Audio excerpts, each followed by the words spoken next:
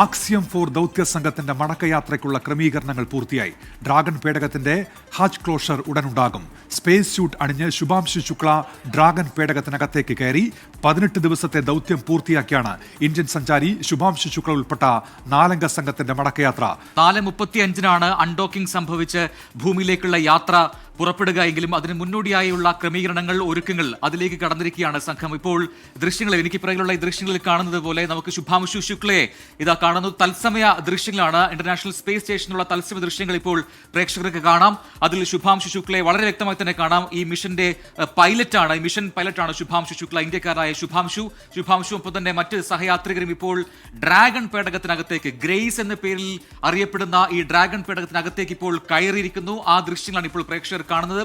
4 പേരടങ്ങുന്ന സംഘമാണ് ഭൂമിയിലേക്ക് തിരികെ മടങ്ങാൻ പോകുന്നത്. ഇപ്പോൾ ദൃശ്യങ്ങളിൽ കാണുന്നത് പോലെ അവിടെ നിലവിൽ അന്താരാഷ്ട്ര ബഹിരാകാശ നിലയത്തിൽ കഴിയുന്ന എക്സ്പെഡിഷൻ 73 എന്ന മറ്റൊരു ദൗത്യത്തിലെ 7 പേർ, അവരാണ് എല്ലാ സഹായങ്ങളും നമ്മുടെ 4 പേർക്കായി ചെയ്തു കൊടുക്കുന്നത്. ഈ സ്പെഷ്യൽ സ്പേസ് സ്യൂട്ട് അണിഞ്ഞ് ഈ 4 പേരും ഡ്രാഗൺ പേടകത്തിലേക്ക് കയറേണ്ടതുണ്ട്. അങ്ങനെ ആദ്യം പൈലറ്റായ ശുഭാംശു ശുക്ല ഒപ്പം തന്നെ മറ്റൊരാൾ കൂടി കയറിയിട്ടുണ്ട്. ആരാണെന്നുള്ളത് അല്പസമയത്തിന് വ്യക്തമാവും. അങ്ങനെ 4 പേർ, നമുക്കറിയുന്നത് പോലെ പെഗി വിറ്റ്സൺ എന്ന് പറയുന്ന വളരെ പരിചയസമ്പന്നയായ മിഷൻ കമാൻഡറാണ് ആക്സിയം 4 ദൗത്യത്തിന്റെ മിഷൻ കമാൻഡർ. അതോടൊപ്പം തന്നെ 2 മിഷൻ സ്പെഷ്യലിസ്റ്റുകൾ നമുക്കുണ്ട്. അതിലൊന്ന് പോളണ്ടുകാരനായ സ്ലാവോഷ് ഉസ്നാസ്കി വിസ്നിവ്സ്കി എന്ന് പറയുന്ന സയന്റിസ്റ്റ് ആണ്. മറ്റൊന്ന് ഹംഗറിക്കാരനായ ടിബോർ കാപ്പു ആണ്. ഈ 4 പേരാണ് ഭൂമിയിലേക്ക് തിരികെ മടങ്ങാൻ